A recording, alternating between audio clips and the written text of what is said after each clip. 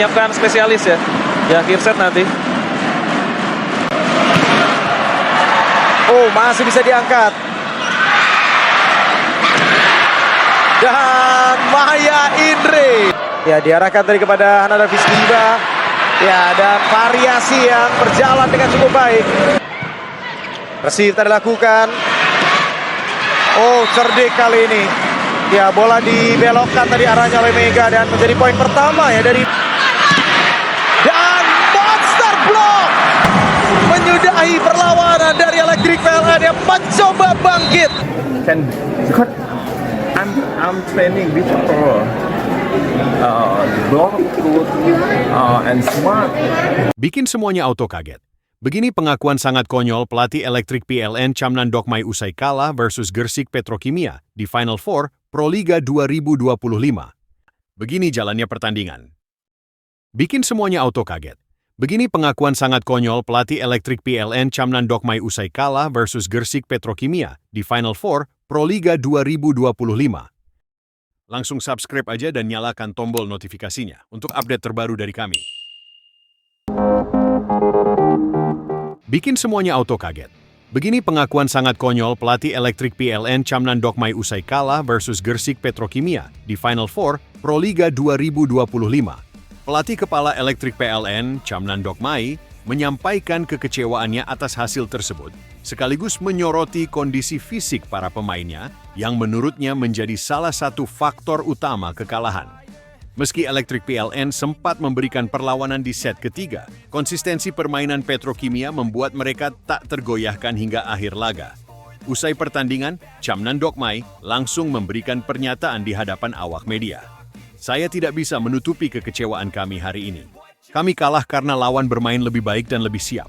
Namun yang paling saya sesalkan adalah kondisi kebugaran pemain kami yang sangat jauh dari ideal, ujarnya.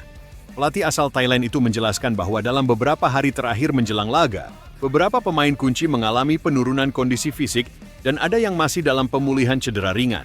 Namun karena pentingnya pertandingan ini, mereka tetap diturunkan. Kami sudah melakukan rotasi semampu mungkin selama babak reguler dan awal Final Four. Tapi ritme pertandingan sangat padat dan kami tidak punya waktu cukup untuk memulihkan kondisi pemain. Akibatnya kecepatan dan respons kami hari ini jauh dari standar yang seharusnya, tambahnya. Dokmai juga mengungkapkan bahwa tim pelatih dan medis sebenarnya telah memperingatkan tentang risiko kelelahan pada beberapa pemain. Namun keputusan untuk tetap menurunkan skuad inti diambil karena tuntutan pertandingan yang menentukan nasib tim menuju grand final. Kami ambil risiko, dan hari ini kami membayar mahal atas keputusan itu, ucap Dokmai pasrah. Meski kecewa, Dokmai tetap memberikan apresiasi kepada para pemainnya yang telah berjuang keras sejak awal musim. Ia juga memuji kerja keras Gersik Petrokimia, yang menurutnya tampil sangat solid secara kolektif. Petrokimia adalah tim yang tangguh. Mereka punya sistem yang stabil dan pemain yang bermain dengan disiplin tinggi. Selamat untuk mereka, tuturnya. Menutup sesi wawancaranya, Chamnan Dokmai menyatakan bahwa Electric PLN akan melakukan evaluasi menyeluruh pasca Proliga musim ini. Ia menargetkan timnya bisa kembali dengan kekuatan penuh di musim 2026. Kami akan perbaiki banyak hal. Fisik, taktik, dan mental. Kekalahan ini menjadi cambuk untuk kami bangkit lebih baik musim depan. Electric PLN belum selesai, pungkasnya tegas. Luar biasa, sangat menegangkan. Admin aja sampai tegang nontonnya. Hasil dan skor akhir laga Gersik Petrokimia versus Electric PLN di Final Four Proliga 2025. Begini jalannya pertandingan. Gersik Petrokimia berhasil membuka laga babak Final Four Proliga 2025 dengan performa memukau. Meski bintang andalan mereka, Megawati Hangestri dicadangkan. Dalam set pertama melawan Jakarta Electric PLN, Gersik Petrokimia tampil solid dan berhasil mengunci kemenangan dramatis dengan poin 26-24. Pertandingan Gersik Petrokimia versus Jakarta Electric PLN ini berlangsung di Gor Sritex, Solo pada Sabtu 3 Mei 2025 sore. Mengawali laga, pelatih Jeff Jiangjie menurunkan kombinasi pemain asing dan lokal seperti Hanada Fiskiba, Maya Indri, Mediol Yoku, Julia Sangyakomo, Rika Dwi Lestari, Arneta Putri, serta libero Yulis Indahiani. Absennya Megawati sempat menjadi sorotan, namun justru membuka ruang kreativitas bagi tim. Di kubu lawan, Jakarta Electric PLN tampil dengan kekuatan penuh. Line-up inti mereka terdiri dari Dewi Intansari, Kelsey Robinson, Yeski Pentakusuma, Ersandrina De Vega, Polina Shemanova, Agustin Wulandari, serta libero Indah Guretno. Set pertama dibuka dengan start meyakinkan dari Gresik Petrokimia yang langsung unggul 3-1. Serangan tajam dari Julia Sangyakomo dan Hana Daviskiba berhasil menembus pertahanan lawan. Meski Electric PLN mencoba mengejar lewat performa eksplosif Kelsey Robinson, beberapa kesalahan sendiri justru menguntungkan Petrokimia. Timeout pertama dicapai dengan skor 8-5 untuk keunggulan Petrokimia. Duet Sangyakomo dan Daviskiba menjadi tumpuan serangan utama yang membuat tim unggul hingga 13-8. Kesiapan taktis serta koordinasi lini belakang membuat Petrokimia tampil lebih stabil dibanding lawan mereka. Jakarta Electric PLN sebenarnya sempat memperkecil jarak, namun serangkaian attack error dari Polina Shemanova dan kegagalan mengantisipasi variasi bola dari Julia Sangyakomo membuat Petrokimia tetap unggul hingga skor 20-15. Memasuki poin-poin akhir set pertama, drama memanas. Petrokimia sempat mencapai set poin di angka 24-22. Namun 2 poin berturut-turut dari PLN membuat kedudukan imbang 24-24. Meski sempat tertekan, spike keras dari Hana Daviskiba dan finishing dari Julia Sangyakomo akhirnya menutup set pembuka dengan skor 26-24 untuk Gresik Petrokimia.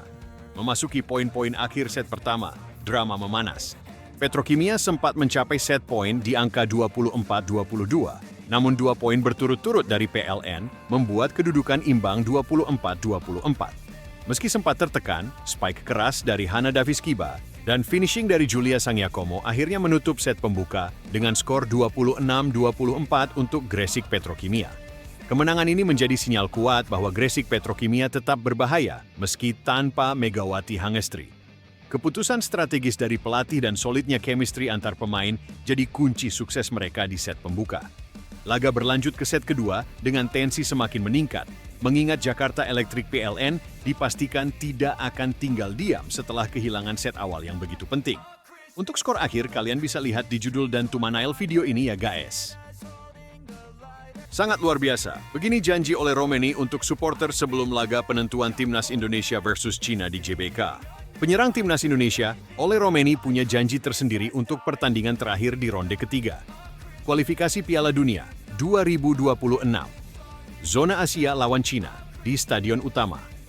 Gelora Bung Karno, Jakarta, 5 Juni 2025. Ini jadi salah satu dari 2 laga pamungkas skuad Garuda di kualifikasi Piala Dunia 2026. 5 hari usai lawan Cina, Timnas Indonesia bakal bertandang ke markas Jepang.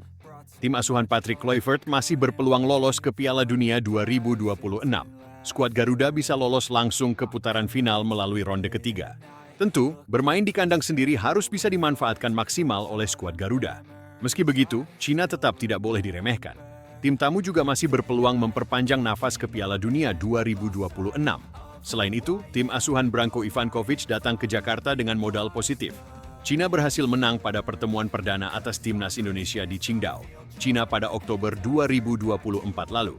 Tim berjuluk The Dragons tersebut menang 2-1 atas Timnas Indonesia. Ole Romeni mengapresiasi dukungan luar biasa supporter Timnas Indonesia saat laga lawan Bahrain di GBK.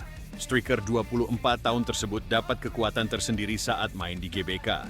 Dukungan kalian, penggemar, di pertandingan sebelumnya sangat luar biasa, ujar Ole Romeni dilansir bolasport2.com dari Kita Garuda, dan benar-benar memberi kami kekuatan. Kami sangat menghargainya, katanya. Striker berdarah Medan tersebut berjanji bakal mengerahkan segalanya di kandang sendiri. Dirinya berjanji tak mengecewakan supporter yang datang ke GBK. Ole Romeni ingin supporter tetap memberikan atmosfer luar biasa, seperti saat Timnas Indonesia menjamu Bahrain di GBK pada 25 Maret 2025 lalu. Striker Oxford United tersebut baru sekali tampil di GBK selama berseragam Timnas Indonesia. Dirinya langsung jadi pahlawan kemenangan dalam laga perdananya saat jumpa Bahrain dengan mencetak gol semata wayang untuk skuad Garuda. Kami akan bermain dengan penuh percaya diri, ujar Ole Romeni, dan tidak akan mengecewakan kalian. Mari kita ulangi atmosfer hebat seperti saat melawan Bahrain, pungkas pria keturunan Medan, Sumatera Utara tersebut. Di sisi lain, Martin Paes membongkar tantangan yang diberikan oleh Sandy Walsh kepada para pemain baru di Timnas Indonesia. Sandy merupakan rekan sekamar Paes ketika baru datang ke Timnas Indonesia. Mereka memang baru pertama kali bertemu di Arab Saudi ketika timnas Indonesia akan bermain di babak ketiga kualifikasi Piala Dunia 2026 zona Asia. Tapi obrolan sudah sering terjalin di media sosial. Diakui oleh Paes, ketika baru datang ke timnas Indonesia, Sandy yang banyak membantunya mengenalkan banyak hal. Mulai dari berkenalan dengan rekan satu tim hingga mengajarkan beberapa kata dalam bahasa Indonesia. Sandy diceritakan oleh Paes memiliki kepribadian yang hangat. Bahkan untuk setiap pemain baru di timnas Indonesia, bek asal klub Yokohama F. Marinos itu memiliki tantangan tersendiri. Para pemain yang mayoritas berasal dari Eropa ditantangnya untuk berjongkok. Ini dilakukan dengan mencontoh kebiasaan orang Indonesia ketika di toilet. Dari sana dihitung seberapa lama mereka bisa tahan. Dia memiliki tantangan semua orang baru dalam tim untuk jongkok. Seberapa lama Anda bisa jongkok? Kata Martin Paes dalam wawancara dengan siniar The Highway.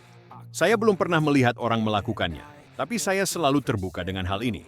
Jadi itu sangat menyenangkan, imbuh kiper asal klub FC Dallas tersebut. Di tengah maraknya kedatangan pemain naturalisasi ke timnas Indonesia, mempelajari kebudayaan kerap kali jadi kegiatan seru dalam tim. Paes mengatakan, mereka sering secara bersama-sama mempelajari lagu baru dalam bahasa Indonesia. Hal itu tentu baik juga bagi para pemain naturalisasi timnas Indonesia, karena mereka yang datang memiliki latar belakang keluarga keturunan Indonesia juga.